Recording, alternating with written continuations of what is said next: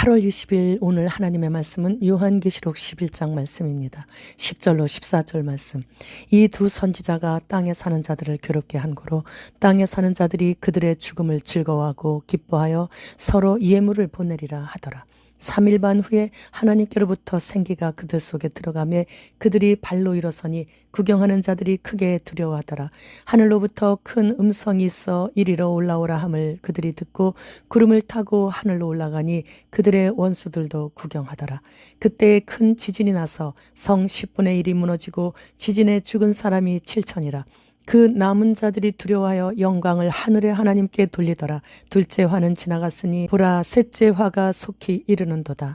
본장은 요한계시록 전체에서 가장 난해한 장인데 두 증인이 누구냐에 대한 견해가 너무나 다양하기 때문이에요. 마태복음 17장 10절로 13절 말씀. 제자들이 물어 이르되 그러면 어찌하여 서기관들이 엘리야가 먼저 와야 하리라 하나이까? 예수께서 대답하여 이르시되 엘리야가 과연 먼저 와서 모든 일을 회복하리라. 내가 너희에게 말하노니 엘리야가 이미 왔으되 사람들이 알지 못하고 임의로 대우하였도다. 인자도 이와 같이 그들에게 고난을 받으리라 하시니 그제서야 제자들이 예수께서 말씀하신 것이 세례 요한인 줄을 깨달으니라. 이 말씀에서 하나님께서는 우리에게 마지막 세상 끝자락 소환란에 나타날 두 증인이 누구인지를 알려주시고 계시는 거예요. 세례 요한은 사가랴와 엘리사벳의 아들이죠. 그러나 예수님께서는 세례 요한을 엘리야라고 말씀하셨어요. 그렇다면 소환란 시대에 나타날 두 증인에 대해서도 알 수 있는 거죠. 오늘 본장에서 두 증인은 굵은 베옷을 입었다라고 기록되어 있는데 굵은 베옷은 회개와 슬픔을 상징하는 것이죠. 따라서 세상 끝날에는 교회가 세상에 전하는 예언의 내용은 회개와 심판의 메시지가 되어야 한다는 말씀이세요. 그렇기에 두 촛대와 두 감람나무와 두 증인의 의미는 거룩한 빛을 가지고 어두운 세상을 밝히는 성령님으로 충만한 교회인 것이죠. 예수님께서도 전도 파송하실 때 두 사람씩 보내셨어요. 따라서 둘은 성경에서 신실성을 의미합니다.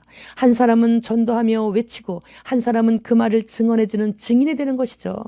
두 증인이 죽은 곳은 영적으로 하면 소돔이라고도 하고 애굽이라고도 하고 주님께서 십자가에 못 박히신 곳이라고 하는데 소돔은 타락한 도시를 상징하는데 하나님께는 전혀 관심도 갖지 않고 세상에 정신이 팔려 마약과 돈과 쇼핑과 성과 각종 기호식품들과 핸드폰과 TV 등 육신적인 쾌락에 정신이 팔려있는 현대인들의 현주소를 말하는 것이고 애굽은 믿는 자들을 핍박하고 노예로 만들기 위해 통제하고 가두는 딥스들의 정부인 UN, EU, WEF의 국제기구들을 뜻하는 것이죠.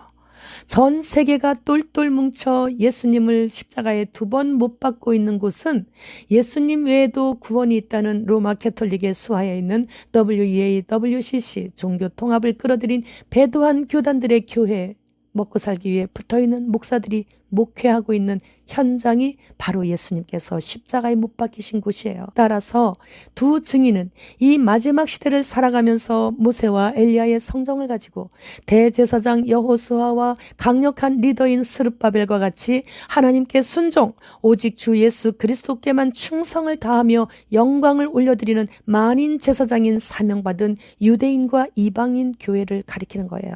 우리는 마지막이 눈에 보이고 손에 잡힐 듯 가까운 이때에 태어나서 지금 살아가고 있어요. 하나님 말씀으로 능력받아 증인된 교회 공동체로 모여 복음 전파 사명을 잘 감당해야 하는 것이에요. 이것이 두 증인의 사역인 것이죠. 오늘 본문 11절 말씀에 두 증인이 죽었다가 3일 반 만에 다시 살아나서 하늘로 승천한 후 큰 지진이 나서 성 10분의 1이 무너지고 수많은 사람들이 죽는 것을 본 사람들 중에 크게 하나님을 두려워하며 하나님께 영광을 돌리는 사람들도 있었어요. 이들은 늦었지만 그때라도 예수 그리스도를 영접하고 회개하고 돌이키게 되고 그리고 하나님께서는 그들을 천년왕국에 들어갈 수 있도록 대환란 기간 동안 특별하신 보호를 해주시는 거죠. 15절에서 17절 말씀. 일곱째 천사가 나팔을 불매 하늘에 큰 음성들이 나서 이르되 세상 나라가 우리 주와 그의 그리스도의 나라가 되어 그가 세세토록 왕노릇 하시리로다 하니 하나님 앞에서 자기 보좌에 앉아있던 24장로가 엎드려 얼굴을 땅에 대고 하나님께 경배하여 이르되 감사하옵나니 옛적에도 계셨고 지금도 계신 주 하나님 곧 전능하신 이여 친히 큰 권능을 잡으시고 왕노릇 하시도다. 여섯째 나팔 재앙이 이렇게 다 끝나고 드디어 일곱 번째 나팔이 불려지게 됩니다. 그리고 곧 일곱 대접 재앙이 본격적으로 개시되기 직전에 신구약을 통한 전 교회와 성도들을 대표하는 24장로는 하나님의 심판의 시작과 종교를 나타내며 전에도 계셨고 지금도 계시고 앞으로 오실 이가 세상을 향해 거룩하신 통치를 시작하셨으니 지금까지 사탄의 지배 아래서 고난과 핍박을 받아온 교회와 성도들을 대표해서 영화로우신 하나님께 지금 감사 찬양을 올려드리고 있는 거예요. 따라서 본장은 셋째 화가 오기 직전에 잠시 조용한 시간을 갖는 삽경이에요. 18절 말씀. 이방들이 분노하며 주의 진노가 내려 죽은 자를 심판하시며 종 선지자들과 성도들과 또 작은 자든지 큰 자든지 주의 이름을 경외하는 자들에게 상 주시며 또 땅을 망하게 하는 자들을 멸망시키실 때로소이다. 그래서 18절의 이 말씀은 세상 종말에 있을 결론의 말씀이세요. 요한계시록 전장의 말씀은 5억만 남기고 다 지구에서 내보내려고 땅을 망하게 하고 있는 저들은 이렇게 멸망당하게 된다는 우리에게 주시는 하나님의 소망의 말씀이십니다. 태국은 4km 반경 이내에서 6개월 유효기간을 주는 디지털 통화를 나눠주겠다고 약속을 했다고 합니다. 현재 100여 개 국가에서 시행하기 위해 준비 중에 있으니 곧 통제사회가 눈앞에 온 것이죠. 미국의 아름다운 섬 하와이 주의 아름다운 유서 깊은 마우이 섬 주민 3,000명이 이번 화재에 실종되었는데 정부는 공식적인 사망은 100명뿐이라고 계속해서 우기고 있습니다.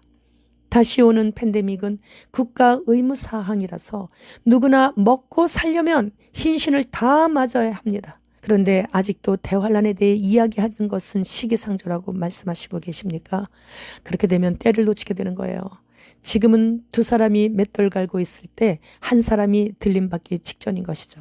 이제 이달부터 유튜브 검열이 또 강화된다고 하니 2번 지금까지 정지당했으니 우리 주의 손 TV 채널도 언제 폭파될지 모르겠군요. 그땐 공중에서 직접 만나 뵙고 인사해요. 여러분 안녕히 계시다 오세요. 마라나타.